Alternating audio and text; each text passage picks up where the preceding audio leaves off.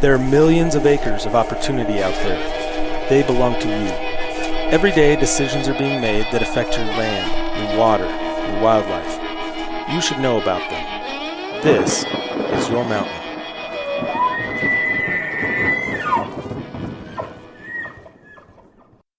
Hey everybody, welcome to the Your Mountain Podcast. I am Nephi Cole. I am the producer here at the Your Mountain Podcast. Today, unfortunately, due to all of our schedules, we don't have Dave or Mike with us, and we'd like to know what you think about this format where we may start doing more of this, where we just have one-on-one with individual guests with kind of a lead in, and you'll probably hear that before we get started. But just get on there, send hit us up on Facebook or send us an email at yourmountain@itsyourmountain.com and tell us what you think of this format, whether it's something we should do or whether we should try and get together and avoid it. So today I'm joined by John Burns. John, how you doing? Good, Nephi. How's it going? I'm doing good. You're up in Cody, Wyoming. How's the weather up there? Oh, nice day up here today. Yes, it is. So, yeah, we're up here in Cody. We've got the company Wyoming Arms up here, and I guess we're going to talk a little bit about some long-range stuff today, huh? That's right. So we're going to today talk about long-range hunting. It's an interesting topic. It's been a little bit controversial, John. You know something about it? Well, with the term long-range hunting is something I would say that I don't do. Sometimes we do some long-range shooting while we're hunting. So there legitimately are guys who do what they call long-range hunting. In other words, their goal is to go out and make a long shot. That's obviously got some real questions about that type of an activity. Then there's also guys who hunt and have the ability to shoot a long ways away, and sometimes do it if they feel the need is there. But also have no problem with shooting something at 200 yards or 50 yards. Yeah, or 10 yards. Yeah. Mm-hmm.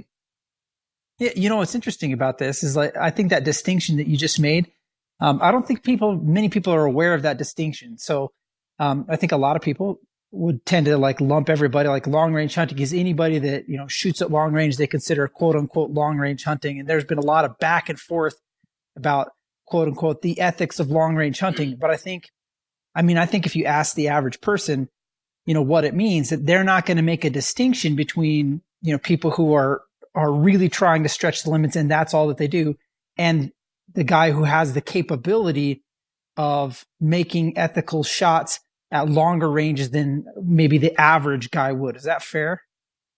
Yeah, I would equate it to a tool in the toolbox. That's kind of a overused cliche. But just like fitness would be a tool in the toolbox, there's obviously the guys who are really into increasing their fitness, being able to climb to the mountain faster than anybody else does, being able to cover large distances, and that's a tool that helps in their success. And I would say that in the overall scheme of hunting, having the ability to be able to hit at distances that are traditionally further than what we used to think about it, 10 or 15, 20 years ago, is another tool in the toolbox. It just depends on whether you exclusively want to use that tool. Then you might be, called a long-range hunter, as opposed to just a hunter who can shoot long-range. There are a lot of people, I feel like, who, there's a group out of Jackson Hole called Mountain Pursuit. And have you heard of this group yet? I haven't. You mentioned something about them the other day, but I didn't get a chance to do any research. So you can actually go online, and they push a lot of issues. So they have whether and they're fairly, I don't know what you want to call them, progressive hunters might be a word, way to explain them, but they have some concerns with baiting bears, with coyote hunting. But one of the things that they're asking people to sign up for is they call it a 450 pledge. And so that 450 pledge is they're asking people to say we don't shoot our rifles past 400 yards and we don't shoot our bows past 50 yards. In fact, they've even been proponents, there are some folks who have been proponents of this. This ought to be something that's legislated. Have you heard that before? I hadn't heard that before. In my mind, it's really a logical stretch to try and say that, because first of all, there's times when a 400-yard shot is just unacceptable. I mean, if you're standing up offhand and the wind's blowing 40 miles an hour, 400 yards is almost for sure too far. By the same token, if you're really calm and have an easy time, 400 yards is a chip shot with a good rest and no wind and everything else. Much easier shot than a 50-yard shot would be on an animal that's moving or that you have to make under a time crunch. And so in my mind, it's like sometimes these guys try and simplify things down to a level because they really don't understand shooting. Just to say that 400 yards, beyond 400 yards is too far, in my mind, says, well, if it's 399 yards, then I'm good to try whatever I want. And that just doesn't apply. Yeah. So what brought this to my attention, and I mean, I think you're right. I think that's the challenge. Like, so this 400 yards, was that an acceptable, I mean, here's a question. 20 years ago, was 400 yards an acceptable shot? Was that a good shot? What about 50 years ago? What about 70 years ago? And I just think that there's been changes that make us, have to revisit basically the tools that are available to us. And then with those tools, I guess the question is, so what is the ethic? And so I wanted to read something to you. Here's something Boone and Crockett weighed in on this. And so they put a statement on their website. And, if you have any thoughts or want to stop me on this, any spot you want to, but I'll start reading. I've got it, kind of paraphrased just because I didn't want to hit the entirety of the quote. And so first they quoted Jim Posowitz, who said, if there's a sacred moment in ethical pursuit of game, it is the moment you release the arrow or touch off the fatal shot, which is a great quote. Then they go on to say, the simple and obvious answer, and this is about long-range hunting, the simple and obvious answer is, as sportsmen, we have a responsibility to hunt ethically. That includes quick, assured, humane kills. And I kind of want to stop right there because I think that sums it all up right there almost. Yeah, I would agree with you. It's a good philosophy to follow. The thing that we have to accept as hunters, though, is that there's no such thing as a 100% shot. So there's always going to be risk of a bad shot for whatever reason, no matter what the distance is. And so what we boil down to is that if anybody wants to say that they only take shots that they're 100% sure of, that's really not physically possible.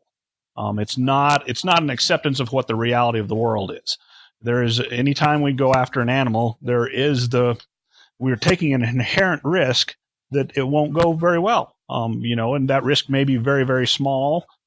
And it may be very, very large, depending on the person's, I guess, ethics or however they're doing it. But we can never get it to the point where it's a guarantee. So this goes on, this quote, one of the other spots in the quote says, the answer cannot be measured in yards. And it's talking about, range. What's too far for one person is within the comfortable range of someone else. This is to say, each of us have our own comfort zone or our own maximum effective range. And then I'm going to make a note right here in this quote because I want to come back to that. There is a degree of skill, experience, and practice each of us has. There's also what each of us seeks, and this is also important, seeks from our hunting experience. Some like the chase, the chess match. And unsaid in that is that there are some of us who are just there or out there. There's some of us who really just want to fill the freezer. Going back to the quote, this can't be answered in yards. The answer lies in intent. If your intent is to hunt the animal, get as close as possible for the sure shot within your maximum effective range, with a concern for a high probability safe shot you're hunting. And so that's the Boone and Crockett viewpoint. Any thoughts on that? Yeah, that sounds pretty reasonable to me. I think you should be, when you say high effective, you definitely should be on the top end of the, well, I guess what I'm trying to, maybe I didn't word that right, is when they say high effective or a high likelihood of being effective. So in other words, we don't want to shoot, you don't want to fire what you'd call a hoper. Like I hope I hit it. The mental process should always be going into it, I fully expect this is going to work exactly the way I think it's going to work. In other words, you're not you mentally, in my mind, you shouldn't have a question about whether or not you're going to be able to make the particular shot. And if you enter the shot with a knowledge and it's based on past experience that says, I got this, this is a very, very high percentage shot for me, I think you're probably doing things pretty good. Yeah, two experiences come to mind. One of them, I went on a hunt with a friend who was a very high end firearms user, former, high end military guy who, he took a shot at an animal, and we went back and talked about that. And it's his story, so I'm not going to tell it, but we went back and talked about that. And it was, I said, would you take that shot again? And he said, 100% of the time. I said, well, okay, that's a good shot. And I kind of think that for me, that's kind of the way I look at it is, when I revisit those, would I take that shot again? Was there a question in my mind before, an ethical question? Was there a question in my mind before I pulled the trigger on a shot that shot, like that bullet was going to kill that animal? And I think if the question of that is, in my mind, that bullet, that was meant that bullet was going to take down that animal, that was a good shot. It doesn't always work out the way you want it to because of a variety of environmental factors. And I don't think that changes whether you're talking about hunting with a rifle or a pistol or a shotgun or a bow. All these things have variables that come in and play into, the result. But when you let go, I think if you have confidence, a high degree of confidence, bordering on certainty that you've got this in the bank, I really think that's what you're searching for in your shooting. Yeah, I would agree. Just as a little bit of a sidetrack, it's funny you brought up a shotgun, but I think if we, took the average pheasant hunter running around and figured how many shots he shot for how many birds he brought to bag, I think somebody doing that amount of shooting to get a deer killed with the same idea would be considered by most of us pretty unacceptable. So it's an interesting fluid situation in how we look at it. I mean, you fully go out, most guys, I would say, go out pheasant hunting with the expectation that they're going to miss a few shots I think most guys knock down half, 50% of the shots they shot brought the bird down. I think they'd be pretty happy with that overall shooting. So it's a moving target in a lot of this stuff. Again, I think it depends on your intent and everything else like that. So, what brought this to my attention and I'm going to circle back around to long range, but there was a bill in front of the Wyoming legislature, and I don't think we talked about this on the podcast yet, but that bill was a bill to provide, it would have provided the Wyoming Game and Fish Commission the ability to regulate, and very loosely just said the ability to regulate technologies used in hunting. And so now in the debate for the bill, when they were talking about why they needed to do this bill, so when they brought it, the department brought it, they said, we need to do this bill to give the commission this authority because of, they identified two things, and then we'll come back to the third. They identified forward-looking infrared and then computer-based hunting. So I'd love to touch on those two things, but before I do that, so we'll go back to those, but I'll tell you that when they started debating it, so, I think all of us, and we'll talk about forward-looking infrared and these computer-based rifles or whatever.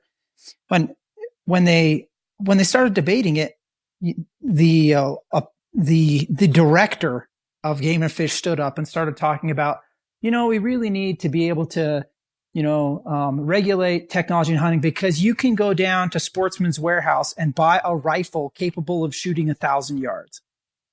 And my head almost exploded, John. Because I just,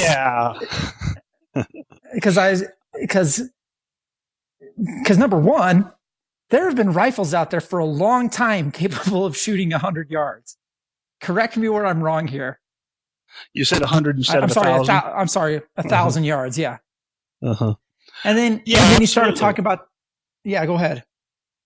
Well, we need to look at, in my mind, I kind of separate this deal.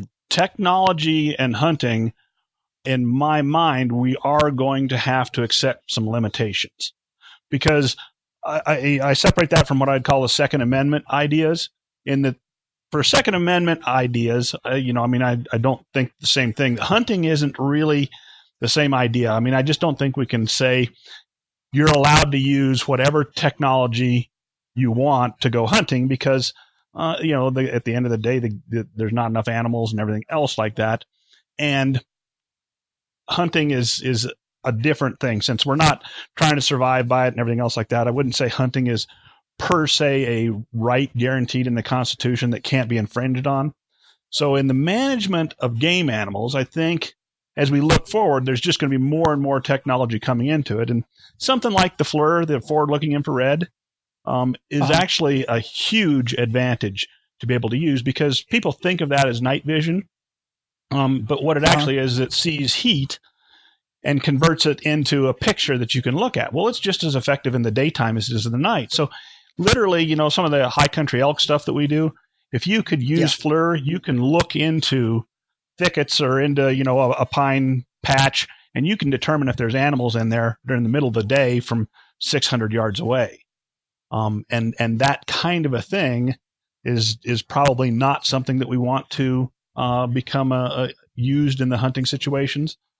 On the other hand, like what you're saying, rifles have been around for a long time that'll shoot at 1,000 yards. And so there's going to be a balance in there somewhere. In my mind, I kind of think you need to keep everything mechanical on the gun.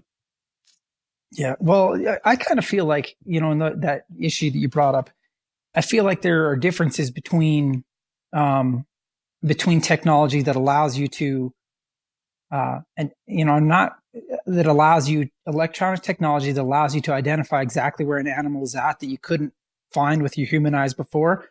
I feel like that's different than the capacity, than having a tool that allows you to, because in my mind, this is what we're talking about. When people say a rifle that's capable of shooting 1,000 yards.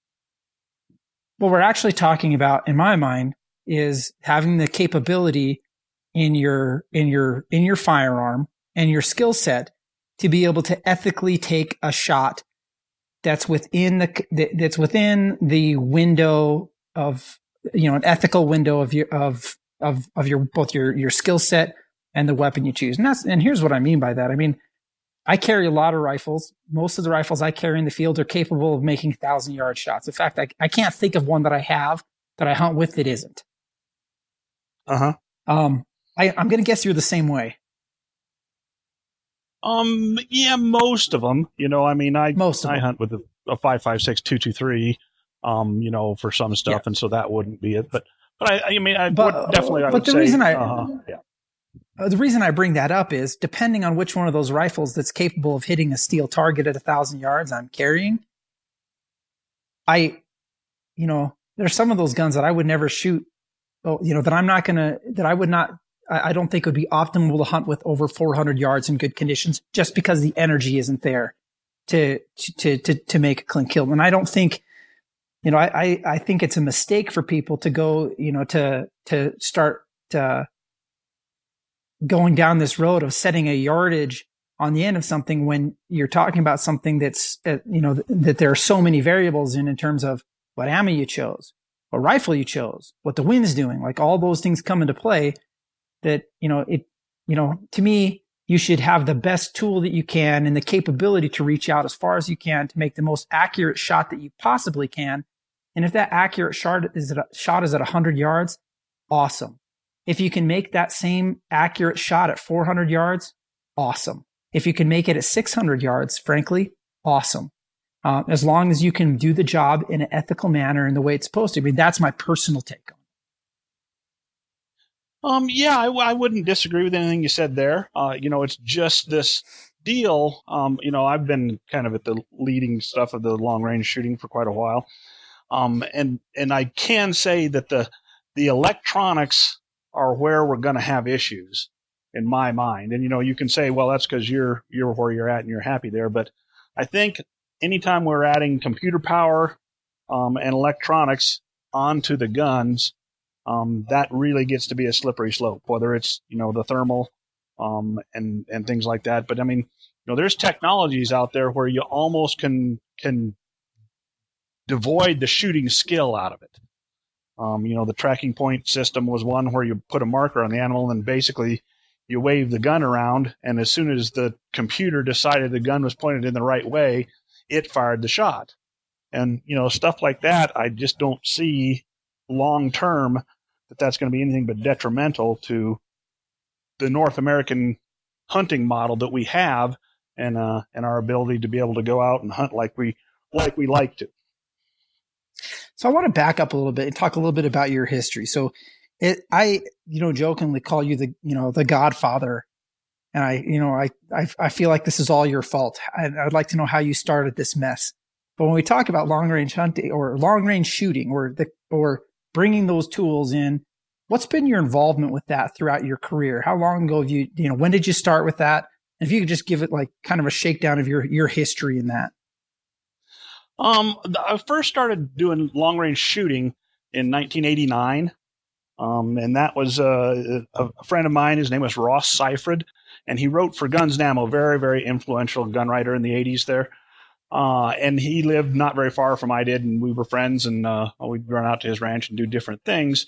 But one of the guns that he developed the cartridge. This is the first time a big case, the 416 Rigby, neck down to 30 caliber, and then shooting either Sierra Match Kings or Berger very low drag bullets at pretty high speed. But that was the first time I ever shot at a mile, and this was the first time ever dialing a scope to get a drop solution, and literally being able to hit with a first round at a mile was very, very eye opening, and that started from there. The next step was effective laser rangefinders, and back to Ross again. Ross had the first laser rangefinder I ever saw, and it was a Russian version. And it would really range a long frickin' ways away. And so he actually loaned that to me for a while, yeah. Did he have to sneak it out of the Soviet Union? Yeah, I'm not for sure what the story was on that. This was back in the day that this stuff wasn't regulated like it is now, because it just was beyond the radar of anybody. And so again, having access to that laser rangefinder, opened up the idea that you can, and at the time, just the very beginnings of computer programs that would allow you to make a chart that would give you accurate drop data based on altitude and temperature, and that all kind of came together. Yeah. You mean super powerful computer programs like Excel? Yeah, Excel, and the very first ones. We actually had a ballistic computer that ran on an old, Windows 3 or something like that computer. That it was still, it ran with the G1, old Bill Ticonderoga, Bill Davis's G1 data. I think that was before he'd even done the G7 model. But you could still accurately model out to a mile the drop and the drift. And with that matched together, you could do stuff that was above and beyond. So I'd say the laser rangefinder was the big one. Yeah. I don't know people that actually, maybe I take that back. Dave might be one of these people. So Dave, when you listen to this, I was about to say, I don't know people that don't take laser rangefinders into the field anymore. Big game hunting, I think it's a rarity to find a hunter that doesn't hunt with a laser rangefinder, which kind of comes back when you think about this ethics issue. If you do know a hunter that doesn't hunt with a laser rangefinder, and then he wants to ask you about your hunter ethics, I think that's amusing to me. It's almost like there's a level of hypocrisy there. You know what I mean? Well, and the laser is, again, a really interesting one because we're back to the electronics and stuff. But I think, it's been going on for so long that if you have to have a human interface between what the laser rangefinder gives you and what you apply to the rifle, then human skill will always be a factor in the shot, and you won't take that out. And, as long as a human is breaking the trigger and all that stuff. But I would agree that I think a laser rangefinder is something pretty good idea to carry for most people. Yeah. I think most bow hunters are carrying laser rangefinders nowadays too. I think you can become too dependent on them. I think you should spend plenty of time learning to be able to rangefind with your, eyeballs out to 200 yards. So you can do something if you need to do something in a hurry. But if there's time, I think it's a really good idea to always range something just to make sure you're not making a mistake right there, because you're rolling the dice. If you take a shot and you don't know exactly how far away it is, then you are there is a higher likelihood of having a bad shot. If you think something's 250 yards away and it really turns out to be 350 yards away, that can be a problem. So, if it's it's 50 and it's really 100, you're good to go. But so I sidetracked, but I want to get back to kind of your history with that. So you first you started doing the laser rangefinders. You had you borrowed your first one. You bought one. And what year did you buy your first laser rangefinder? I had my first one in 1999. And so that was it was called an XLR. It was actually a modification of a police laser speed gun. And so it had a really sensitive, it didn't have a super strong laser, but it had an extremely sensitive receiver. And you had to mount a scope on it then you had to actually zero the scope so it looked where the laser was, so that you knew, whatever was in the scope when you pushed the button, and it would warble and give you a tone, and then you look down at the digital readout and it told you how far away it was. It was pretty effective, but it was pretty big. It would range out 2,000 yards, sometimes 2,500 yards. So having that in the 90s was a pretty significant step over what most everything else was available. So take me how does that lead to kind of this? So give me now a 2-decade, in your estimation, kind of a 2-decade rundown of how we get into having, long range tools or long range hunting. Tell me how we got here from there. So you have a few guys like you shooting a rangefinder. What was next? Well, then the price, that was a $2,500 rangefinder back in those days, so that was pretty high priced. Then just laser rangefinders became less and less expensive, especially relative to inflation. You were able to easier to acquire optics that would track reliably. If you're going to, range something and dial the scope, if the scope doesn't move right, now we're back to the same old thing of it's not going to work out. So combined with all that, laser engraving the turret with the actual yardage that corresponded to that adjustment was another big step. That's something you're really big on that. Yeah, I would say that, we came up with that. And we're the first ones to offer a turret that was custom made to a specific gun with a specific cartridge under a specific set of altitude and temperature conditions. Mark Kenton of Kenton Industries, he kind of came out with the same thing at kind of the same time on a parallel track. We definitely, when I say we had a company called Long Range Video Productions, and we produced a couple of videos showing longer than normal shots in the field and how to set up the guns, how to do all that stuff. That was in the 2004 time frame. So we had the how to shoot, we had the Beyond Belief, and then we had the how to shoot Beyond Belief, which were tremendously successful as far as videos sold. They're still being sold today by I was bought out of that company, and they're still their best instructional videos of as far as not being able to replicate, or change much what we did then from what we did now. So I would say that there isn't been really a big technology jump since then, other than it's just way more mainstream. It's much easier to have a ballistics computer on your phone that produces all kinds of different data for you in a simple to use format. The ability now also to determine altitude and temperature, or run with the altitude density with things like a Kestrel that senses the environment where you're at, is handier. And I think we've also seen quite a few more optics are available at different price points and different features that satisfy this need. I would say that rifles are more sophisticated. The triggers, it's pretty easy to get a good trigger. It's pretty easy to buy a really accurate factory rifle right now and buy really accurate factory ammo. Used to be that was kind of a strictly hand loading game, especially if you wanted to use the low drag bullets. That's probably one of the big things, is the mainstreaming of the very low drags. Berger was obviously at the forefront of that. So so not huge things, but definitely steps up. Yeah. And now you can buy those, so you can buy, over the counter, you can buy those VLD bolts. So when you started, what's interesting is the way I met you is years ago. Cause I, geek out about accuracy stuff. I had a Winchester, a 300 Win Mag that I was just trying to squeeze everything out of in terms of accuracy. And I ended up finding a copy of those videos that, this was when they were, fairly new, but it was, how to shoot beyond belief. And it was 8 hours of instruction. And like, I religiously went through and like all the stuff, went through, accurizing a rifle, and it went through, glass bedding, and then developing, the right ammunition selection, selecting the right, bullets, all those types of things. And you even went into in that video series, and I'm sure that this is, had to do with having some great partnerships at the time, but you went into like backpacks you were using, different optics you were carrying for other stuff.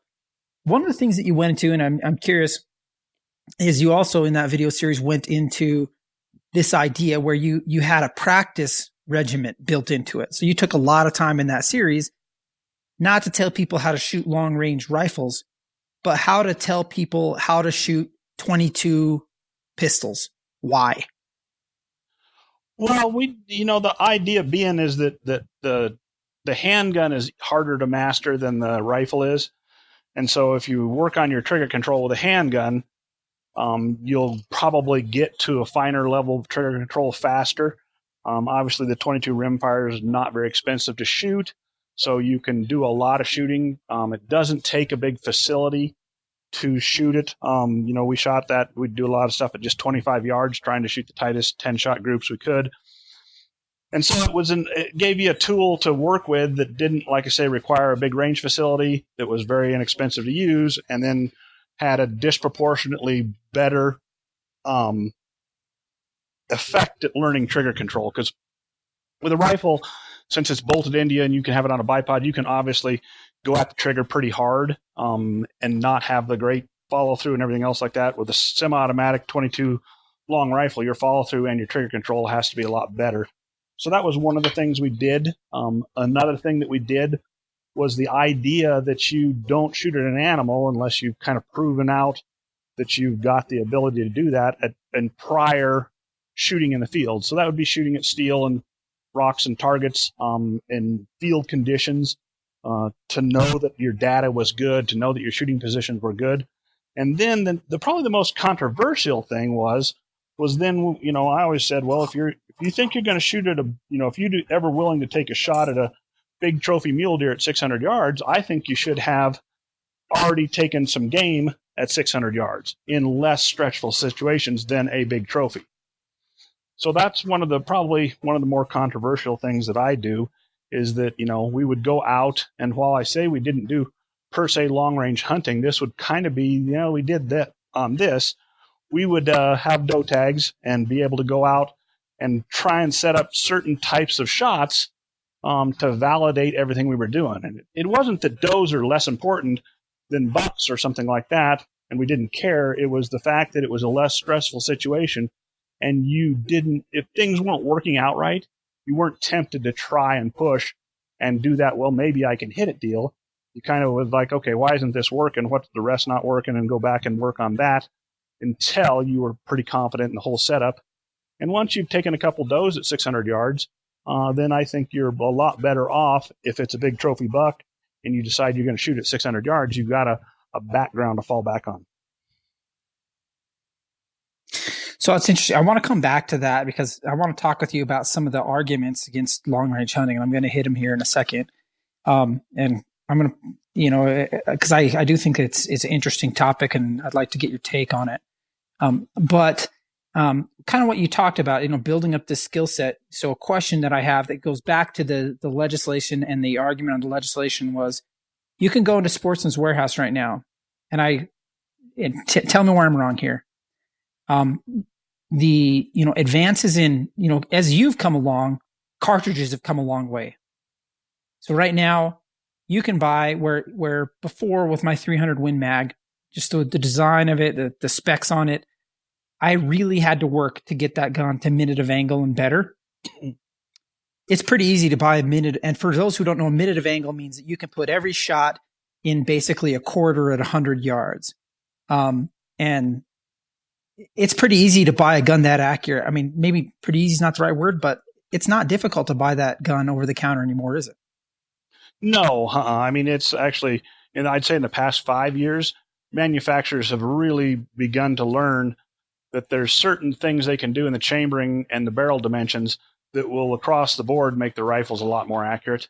So it's not, I mean, it would now be the exception rather than the rule that you would go in and buy a decent, mid-quality rifle and buy factory ammunition and not, in something like a 6.5 Creedmoor where the factory ammunition and the chambers are all designed to work together to make accuracy and not get a gun that shoots under a minute of angle. So, if you were going to pick, I'm asking, I know I'm being, judgmental here, but so you mentioned 6.5 Creedmoor. Are there a couple of other cartridges that lend themselves that you can think of off the top of your head to kind of this intro level? If you're telling a new hunter, go buy a rifle, what are the top 3 or 4 cartridges that they might want to look for if they're buying a hunting rifle this year and they kind of want to get in the door with a pretty accurate setup? Well, in my mind, it's basically starts and stops at 6.5 Creedmoor. You just like that?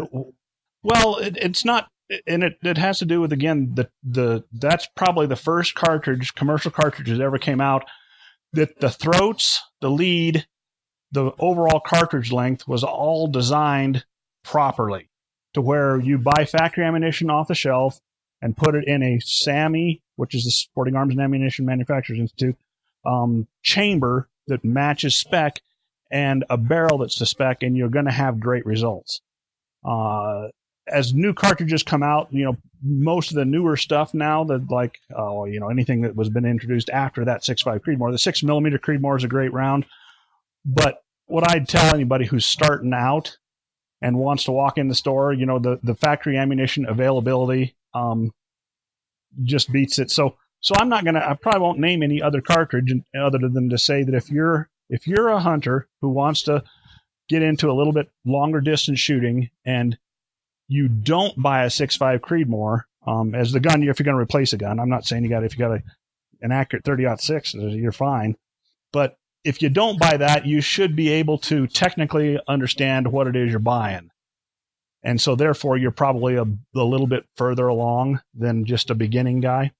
So, if we leave it there, I think that's probably pretty good advice to say, here you're going to dabble your feet into this stuff. You're going to find that the factory ammunition is available. You're going to find that your results are going to be great across the board. And it's just going to be one less thing for you to fight out until you really get to knowing, what it is you want. And if you want to experiment with stuff after you got a little time under your belt, that's a different story. So now I want to come back to something that I wrote down a note on because back in the day, I remember when you were kind of trying to push people or show people how to get into a more accurate hunting setup, you went through this process of building a more accurate rifle in this video series. Now we're saying that we can potentially go and find a number of fairly accurate tools for the job over the counter. But you were very big also in that video series in building the skills. So now I've titled this The Skill versus Equipment Myth.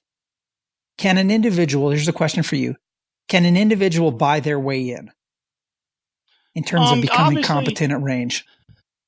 Yeah, it's much less expensive to get into now than it was to have a first class setup. If you don't have first class, but if you don't have a proper setup, then you probably shouldn't be shooting a deer at 600 yards. And nowadays, it's less expensive. You can absolutely over the counter buy a complete system with ammunition, optic, and rifle, and they're usually fairly expensive, that's going to be ready to start practicing with right away.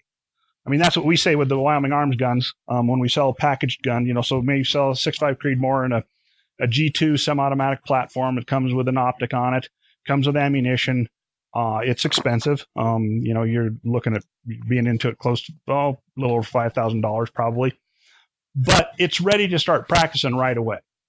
So there's also, you can go to the store and buy $800 rifle and an $800 scope and combine the two with some rings and a little bit of elbow work and, testing some different loads on your own and come away with an extremely effective system. So, yeah, I think that you can buy some time away from the mechanical assembly of it, just like, you can buy yourself out of doing the oil changes in your vehicle. So it definitely is a case of, depending on what your interest is and what your time frame is and what your economic situation is, you may be ahead to buy one of these turnkey rifles and just spend your time practicing. The guy's got family, he's got commitments, he's got everything else. He may not have unlimited time, and it may not be his thing. He may not be interested in trying to make the gun work. I enjoy it. I think you do too, but not everybody does. So yes, you definitely can buy, you can spend more money on equipment and get more results out of it. Just like everything else in the world, it doesn't always work that way. But you definitely can, on the equipment side of it, nowadays purchase stuff that's ready to start practicing right away, as opposed to needing you to do different degrees of work yourself or hire a gunsmith to do or whatever. You know where I'm going with this, right? Because now the next part of this question is this. So my good friend who doesn't listen to this podcast, but I wish he did, but maybe he is this time, who's a dentist, who never gets out to the range. So he buys one of your rifles. He's good to go now, like unlimited range, right? He can he's got a laser gun. Yeah, of course not. Because what we're going back to is that once the gun is working, now you got to get the shooter working. And to be honest with you, you really can't learn to shoot long range until you got a gun that's capable of shooting long range. If you got a gun that's shooting a pie plate at 100 yards, you're never going to learn anything about shooting at 600 yards with that gun. So you have to have the proper equipment. But once you've obtained the proper equipment, whether it's through buying a turnkey system or making it yourself to varying degrees, now we all just get to that same point of, now you've got to go to the range and start putting in the time practicing. Got to start burning ammo on inanimate targets long before you go to shooting at animals. I think that's a part I try and hammer home to people that I think is hard. Is like I hear this stereotype of people somebody buys a big scope at Sportsman's Warehouse and everybody now suddenly is stereotyping them as a quote unquote long range hunter because they bought the big scope. But so it's kind of a negative thing from some of your more traditionalist hunters. But the other thing is that I have concern about is that people, across the board don't practice enough. And just the realization that, in my mind, it's important that everyone, realizes the amount that they need to get out there and hit the range. And I say that for people that have guns that are capable of whacking that pie plate at 1,000 yards. I think it equally applies to, and this is something that really bothers me, it equally applies to the guy whose 30-06 is only capable of hitting a pie plate at 100 yards. The need for that guy to get to the range and improve his skill set maybe is even greater than the guy who has the system set up, to shoot further. But yet I feel like those are the individuals who are more likely to poo-poo the idea of going to the range and becoming a better marksman at distance, because there's kind of this idea that's like, oh, I've always done it this way. I'm never going to need to be closer, to further than, 300 yards. So therefore, I don't need to buy more than a box of shells, every year. And that, I think, that bothers me. And it bothers me for a couple of reasons. And for one, it's like, number one, because I think the animals deserve better than that.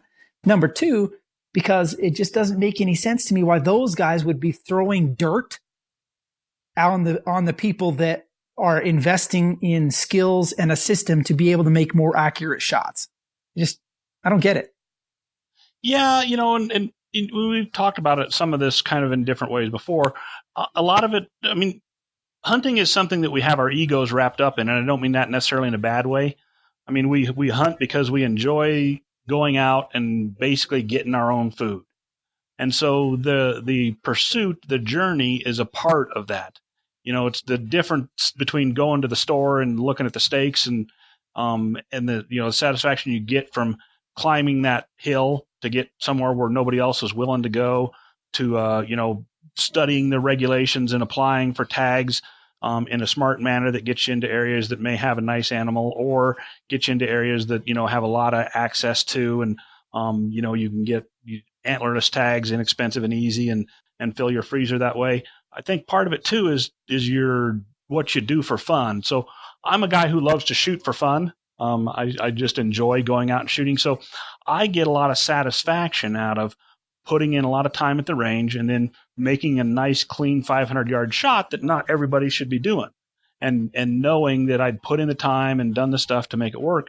But it's hard to say somebody else should get the same satisfaction. I mean, they may get the satisfaction out of, doing everything on the cheap, and still having great success. So it's a slippery slope when we start trying to tell other people how they, whether it's us, like you and I who have shot at animals a little further than some people do. I don't want guys telling me, hey, you shouldn't be doing that. And by the same token, you feel a little bit uncomfortable trying to tell somebody else, hey, you should be hitting the range a little bit more. But I think it's pretty universal that we probably all should be hitting the range and putting a pack on and hiking a little bit more. That doesn't hurt anything. But, it's a definitely, hunting is a personal issue. I agree. It's, I'll use one more example though, that I thought was really, amusing. You and I think we were at least talking about it if we didn't see the same show. We're talking about somebody who I know, will remain nameless, and I'm sorry if you know who you are. Somebody who recorded themselves like, so I know that they shoot a 308, which is great. 308's a great gun. And I tell lots of friends like their first rifle. And if they're only going to have one rifle, man, this is a great choice for you, 308, but prefers a 308. And then kind of talks down, their nose at folks who, embrace like, for example, a rifle that, a 7mm mag with a, that's a more of a long range type setup. So they might look down their nose on that rifle and they think that 400 yards is, that's kind of, they're in the 450 group where they don't think you should shoot over 400 yards. But I've watched that individual on camera, talk bad about long range capability and then try and take a 300-yard shot at a running mule deer. And I'm just like, really, guys? Like, what's your take on that? Moving versus range. Just, I want to cover that. Or just, what's your thought on that? Moving versus range. I just wrote.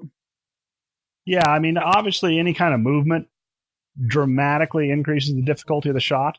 One of the fun things lately with the PRS stuff is the ability to have movers on a range and be able to practice on them, which is eye-opening, when you start looking at that, here's the steel and the movement. And people think nothing at shooting at, running whitetail, running through the woods at 75 yards, which, depending on who you are, can be a pretty low percentage shot and a high likelihood of wounding something. So movement, in my mind, is one thing. I used to never shoot at things moving. And I'm pretty to the point now where as long as they're walking or something like that, I'm pretty comfortable with it inside a reasonable range. But that came from learning leads and all that other stuff. And I'd say it's much higher, more advanced skill set. Being able to hit a moving deer at 300 yards is significantly harder than hitting a standing still deer at 650 yards. That's my mind. Given decent conditions and a decent rest for both shots. Yeah. And well, I think part of that, I agree with you. And if you have the right tools and the right skill set. And so I think it's important to hammer that home. It's just, I think when people hear folks talk about range, they need to understand we're talking about that. We're talking about people who have invested time and talent and capital in putting, all the pieces of the puzzle together. So, including the training to be able to make, to be able to, quite frankly, dial the right yardage, look at the wind, check all those things that are going to affect you at that distance. And I know for me, I would much rather, 100 times out of 100, I would much rather, sit down and have time to build a shooting position, then to take a 400-yard shot or a 500-yard shot, then I would have to make a, kind of a snapshot, people might call it, in the 1 to 200-yard range. I mean, all day long, I'd prefer to just sit down, throw down a backpack, and just, be unseen by, by the animals I'm trying to hunt. So that's just a personal opinion. Yeah, no, I totally agree with you that's where we get back to, is that people get hung up too much on the range and not enough on the actual shot conditions that vary so much. And, again, I would ask guys who, have no problem shooting at a deer moving 200 yards away. Have you ever practiced that on an inanimate target? I mean, how do you learn how to shoot deer at 200 yards away? Yeah. That's a really good question when you really get down to it. I mean, did you practice by just starting shooting at deer that were moving and seeing what worked and what didn't? That's a sketchy way to view things. Yeah. And again, I don't want to be judgmental, but I think there's where I start having problems, is when people who would not have an issue with that start having, we have a mutual friend, Kyle Lamb, who says, he calls it hyphenated hunting. How you have these different groups. It's this group of guys who I only hunt with a homemade crossbow, versus guys who I only hunt with this, I only hunt with that. And I don't, I think that all of us kind of have to have a beacon up there of a goal. And I think that Boone and Crockett statement really captures it really well. Where it says, each of us have our own comfort zone and our own maximum effective range. And I think depending on who you are and what that is and what tools you're using, we have to have respect for people who are in a different group than us, who are also ethical hunters, and realize that they are, they can, we shouldn't be judging them based on where we are today if they are striving with everything that they can to be ethical in their take of game, just because it might not be the same color of shoes I want to wear. We should still be, patient with that. Yeah, especially with the anti-hunting forces that are aligning against us and always have been, before we start shooting inside the tent, we better have a really good reason. And I'm not saying we shouldn't police our own for things that are obvious, but, like you say, getting up on your high horse about something and saying you should or shouldn't be doing this, is definitely something that takes a lot of forethought, and you really need to be sure you're in a good position. Because, like you're talking about these guys with their 400, 450, whatever that's called, that basically just gives, ammunition to the anti-hunters on something that I think logically they can't really, defend. I mean, if you were to sit down and have a debate with them and then go to the rifle range, I don't think that there's any way they could defend their position in saying that a 401-yard shot is no good and a 400-yard shot is good, not discussing any other factors. Yeah. Having said that, we have a close mutual friend who said something that I really like, where he said, a guy who literally wrote the book on long range shooting, and what he said about hunting, he said, here's my take. And again, this is just his take. I'm not saying it's right or wrong, but he said, if I'm more worried about, missing than I am about being seen by the animal, maybe I should get closer. And so I think that that's great. And again, I don't want to, there are situations where that certainly is not the case because of, terrain features and other things like that are going to change that calculus. But just as a rule of thumb, I think, it's an interesting saying, and I kind of like it. So I'm going to read you now, as we're kind of finishing up, some statements, arguments. This is from a national magazine, hunting magazine, that printed by the NRA. A guy put in there there are some arguments against long range. And so I want to read these to you. I want to get your response to these. It's like a best of 7 questions. Are you up for it? Yeah. Is this like the lightning round? It is, kind of. All you need to do is just tell me kind of agree, why, and then, whether or not you think it's even applicable or not. So here's the first one. Animals are animals, not expendable targets. Again, we discussed this. There's no such thing as a risk-free shot. So, if you want to call it black and white, then we can't shoot.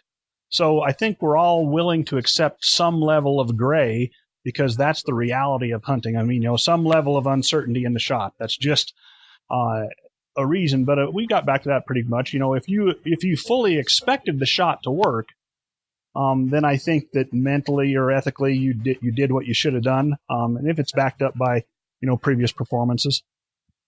So here's what I think is interesting. So we got the Godfather of long range here saying, agreeing, like this article thought he was like, we're in agreement here. So I think that's what's interesting. So here's the next one, 2. Let's face it. Hunters don't have the luxury of the perfect bench rest, and having an absolute stable rest is critical for long range accuracy. What say you, John Burns? I say that if you practice, you can have, I totally can shoot equivalent groups on the top of a mountainside with different setups that I'm willing to pack up there as I can off a bench rest. Now, it's going to take me some time to get that rifle set up that way, but to say that you never have a rest that's as good as a bench rest, I don't agree with that at all. Now, you may take a shot off of a rest that's not as good as a bench rest, and you're going to have to learn to watch what the reticle's doing and determine whether or not you've got enough stability in your shot. But I categorically do not agree with the fact that that a bench rest is dramatically different in your ability to shoot than, say, prone off a bipod or off of shooting certain types of shooting sticks. So I would say I disagree with that. Well, here's the interesting part where I say I disagree, but I also agree because, I shoot as accurate a groups off of the tools that I take into the field hunting. Like I shoot off of a tripods, bipods, and bags that at the range that I also carry into the field. And so I'd say from a long range perspective, you got to have a good rest, but I carry that stuff into the field and I practice with it both at the range and in the field. So there you go. So anyway. Yeah. So number again, 3. Right. Yeah. Just real quick. If that's someone's opinion, that's great. But understand that there are people who are willing to literally pack, like what you're saying, rests with them that give them ability to be extremely stable. Yeah, and the other thing is, for quite frankly, your rifle shoots different. If you're thinking like your bench rest is that you take it and you slap it in a vise at the range, your rifle shoots different when you pull it up in the field to shoot. And if that's the way that you practice, you're doing yourself a disservice. If that's the only way, like if you're running a lead sled is how you're doing your groups, don't do that. Shoot for groups with the same tools you're going to be using in the field. That's my opinion, of course, and take those tools into the field. So there you go. 3, shooting game raises adrenaline levels and the heart rate of most hunters. Target shooters often speak of long-range accuracy in terms of sheer mathematics and environmental conditions and fail to account for the critical variable of the human condition. What say you? I would say that that's true. Definitely people fail to account for the fact that when it's a big buck, your adrenaline's going to be up. But that, again, is a portion of the joy of kind of overcoming that. I mean, that's part of the fun, whether it's, whether you're shooting it with a, stick bow, traditional archery at 15 yards, you're going to have a bunch of adrenaline and that's going to be a difficult shot. So yeah, adrenaline definitely plays into it, and you should try and find situations that bring the adrenaline on. I'm a big fan of competition, because that definitely comes close to or simulates what you feel in the field in a lot of times. And I'm definitely a fan of doing antlerless hunts that are lower pressure to inoculate yourself to that. But if you don't feel adrenaline, you're probably doing it wrong, but you can conquer that for sure. Yeah, I agreed. I think that's one of the things as a hunter, no matter what distance you're shooting from, you should be trying to train yourself out of having buck fever, for lack of a better term. And you can do that. There's ways you can do that. It's one of the reasons I really like to participate in competitions, because I think you can get yourself to the point where you can mitigate those factors. And that doesn't mean that your 1,500 yard capacity to shoot a plate at the range is it's going to be, your capacity in the field is going to be considerably less, but by shooting those targets at 1,500 yards, you're helping to train yourself, to be more capable of making a good shot at 500 yards for sure. Number 4, In hunting conditions, where natural terrain features such as hills, canyons, trees, mountains are present, the wind at the rifle is often different than halfway to the target, which is often different from wind at the target. If the shooter fails to recognize and account for any of these winds, he can miss. Yep. I didn't know that was a question. No, it's if just you like fail, a statement. If you fail to account, right? If you fail to account for what the wind's going to do to your bullet, and the wind has actually got an effect on you. I mean, first of all, the wind has to be blowing hard enough that and the distance great enough that it affects the bullet. But if you fail to account for that, yes, you can miss. And having terrain features makes reading the wind more difficult. I don't disagree with anything he said there. So should any hunter not be working on that? Right. Yeah. That gets into the whole practicing in the field off the flat range, where you start to see what headwinds and tailwinds do coming into you and going away from you, and what terrain features mask wind and what terrain features enhance wind, and go from there. But yeah, absolutely, what he said is true. Yeah, well, and I think that no matter what tool you're using, there's a yardage that right now is within your maximum effective range. If you think your maximum effective range is 400 yards, you probably better be figuring out what wind does. If you think it's 300 yards, you probably better be figuring out what wind does. If you think you're a bow hunter and it's 50 yards, if you're not taking these things into consideration, and I know that I've hunted in situations with my bow where my maximum effective range suddenly became 20 yards, no matter what I could shoot at any other range. And I think that you need to be able to recognize that regardless of what tool you're using. That's a personal opinion again. Yeah, conditions obviously have a huge effect on how far you should shoot. I mean, no, I don't think anybody questions that, or that isn't just a blanket provable statement. Yes. Mm-hmm. Well, then I would also argue that somebody who's out there trying to shoot longer distances frequently and understands what's going on, those people are more likely to notice the environmental conditions that affect them regardless of the distance of the shot, than people who don't work on those things. It's just because you do it. You have to work about it. Okay, next, what separates true snipers from long range enthusiasts is that former can read wind, make corrections, hit their targets on first rounds from a cold bore. Recreational riflemen, however, often walk in rounds to their long range targets on a range. What's more, group size means little for hunters. What means everything, however, is your rifle's cold bore inside 400 to 500. It's not a huge deal. If you don't know your cold bore 0 for ranges beyond that, you're just slinging lead. What say you, John Burns? Cold bore 0 is a myth. Cold shooter 0 is true. Rifles don't know whether or not they're cold or not, within reason. If you've got it's pretty easy nowadays to buy a decent rifle. And the idea that the first shot is a bad shot out of it, is just not really true. It's almost can always be traced to the shooter. It's like any kind of sport you watch, they warm up. Any professional athlete doesn't just walk out on the field and start playing cold. They warm up because, as flesh and bone and blood, we are much more susceptible to things that would be psychologically the cold bore shot, as opposed to a piece of wood or plastic and steel and aluminum.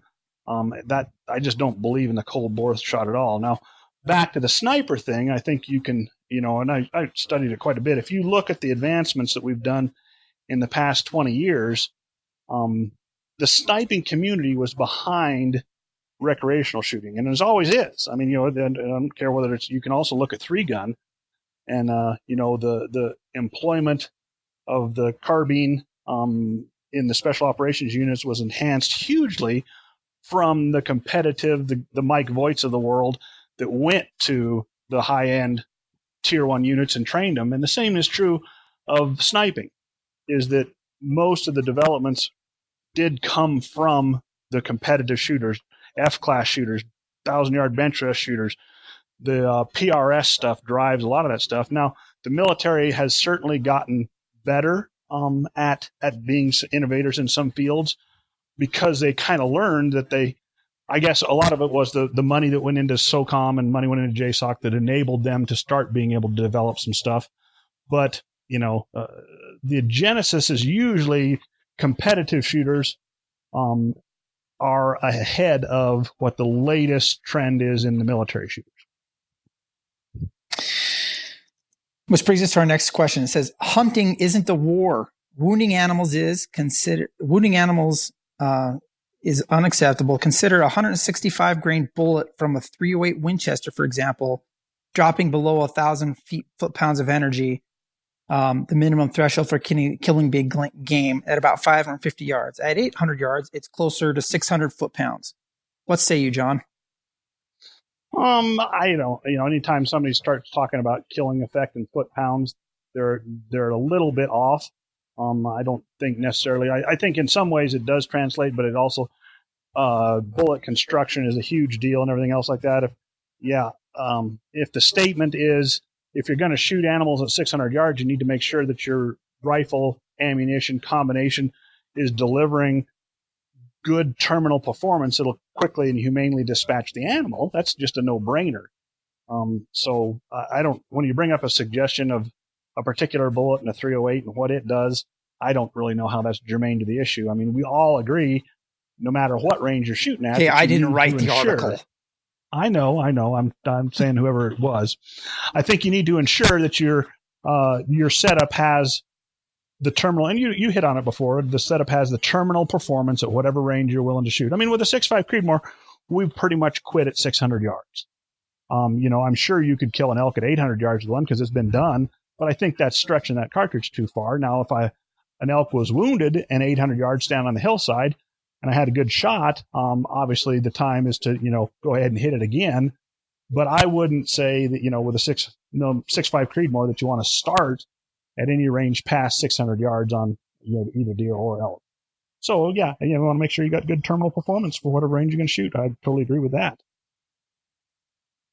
So last one, if you wound an animal at long range, it's difficult to locate the spot where the animal was standing when hit to begin tracking. What say you? That's not been an issue that I've ever seen and be a problem. I would tell you, having seen a lot of animals shot at both close range and long range, that if you shoot an animal at, let's say, 600 yards, and let's say you hit it too far back, the animal is very likely to stay there and give you a chance to shoot again in the next 30 seconds. If you shoot an animal that's running at 50 yards and hit it too far back, that animal ain't going to quit running for a long time. So it's always situation dependent. A part of the longer range shooting is learning how to, let's say you're looking across a canyon, you want to learn how to pick out features and landmarks on the other side of the canyon. You want to learn how to use your rangefinder to range backwards to where your shooting position was to determine exactly where it was the animal was if he's not laying there out in the open, and things like that. There's you could run into problems with that, no question about it, and you need to train and work at it to be better at it. But I would definitely tell you that an animal's reaction to a less than optimal shot is much less dramatic at 600 yards than it is at 100, having seen hunters do both shots. So they don't feel pressed by your presence, is what you're saying. You're not right on top of them. Right. You're not right on top of them. The sound from the gunshot is just dramatically less. And so they are less inclined to make a mad dash long run for as far as they can go if you've got some space between you and them. That's not, an advocacy for backing up or anything like that. It's just a fact of nature. It's the same with the suppressors. Using a suppressor definitely does get less reaction from the animal. And distance also will get less reaction from the animal. And so, go from there. But I would say if you're going to shoot at something a long ways away and it's got just a hop, skip, and a jump to be into some horrible place that you're never going to find it, that would really make me think twice about taking a shot, as opposed to an elk feeding out in a big open meadow that's, got 100 yards to go in any direction before he gets into the trees. So it's certainly a factor to take into account, but that comes at any range. Yep. So I'm going to touch on one more question I had, and then so some of the tools you talked about, you can find these things now. You can really, whatever distance you're shooting at, we're really living a great time for hunting, because being able to have really good tools for the job they're out there. So I tell you, go look at them, research, find, what your buddies or who are successful are doing, talk to them. Don't be afraid to question and try and build something better. So I just say that. And then, the last question I have written down here, there are some people that prefer different bullet types. Let's say you shoot leaded or unleaded, but you want to extend your range. Are there options available for you to shoot, accurately at 400 yards with a variety of different, bullets? Yeah, absolutely. The downside to the unleaded bullets, which would be the monolithic bullets, is they typically need a little bit more velocity to expand properly and give you good terminal performance. So if you're starting to talk about stretching distance out there where your bullet's slowing down, they cannot be the best choice. Not that you can't make it work, and not that there aren't, advancements in that. I just would say that it's something, if you're going to shoot a mono bullet or a lead-free bullet, you really want to understand exactly how far away it is that it will give you good expansion, and take that into account. By the same token, I think I shoot mostly lead because I like the performance of it. There's been obviously a little bit of talk, and I think we hit a little bit on Kyle's podcast one time about the overblown worry about lead contamination of the meat. Don't eat the bloodshot meat and watch where you're going. But I would say that, either bullet choice is suitable. Mostly you're going to be shooting a leaded bullet for extended range performance. Good. And then the last question I have for you. So simple ways to become a better hunter or marksman. Do you have any quick tips for people? Well, we hit Somebody on says, I want to be a better marksman. Yeah, and I would tell you that I probably spent more time working on my marksmanship recently. So I shoot a lot at 100 yards on paper, and really work on my first shots, because, again, we're back to that idea of the cold shooter, the ones you want to work on. So I would say spend a lot of time from field rests on paper targets where you're accountable for at 100 yards to work on purely marksmanship issues, because at 100 yards, the wind isn't going to be, significant. When you miss something at 600 yards, a lot of times you'll trick yourself into saying, I didn't read the wind right, when instead your positioning wasn't right. So I would say spend a lot of time on the 100-yard range, shooting on paper targets, working on your positions. All right. Last question. You knew this was coming, John. You've hunted for a long time.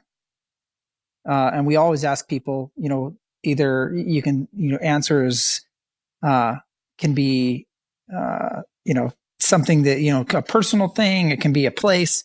But John, what's your mountain? As we're kind of, I kind of smile at your question, but I relate this year was I shot an elk this year, and it was a very satisfying shot. It was about 125 yards away, down in the river bottom, and we had some guys we were guiding in. Had a guy with Parkinson's disease, and he got a cow first, and then after that I said, well, if you get one, I'm going to go ahead and take one too. And so it was just a fast setup to an elk that moved and stopped for just a second to a cow call. The crosser just kind of swung by, and I was able to break the shot exactly like how I wanted it to do, and everything worked out good. The cow fell right down. So it wasn't a very far shot, but it was a really a technical shot that came from a lot of just learning how to set the rest up in a super hurry and just getting on natural point of aim and everything else. So kind of my mountain a lot of times is to just make a really well executed shot, and just see it all happen. And so that was something that was very satisfying this year. What cartridge were you shooting? 6mm Creedmoor. 6mm Creedmoor? You mean a 243? No, you can take elk with a 243. Oh yeah, I'm just kidding. I know. No,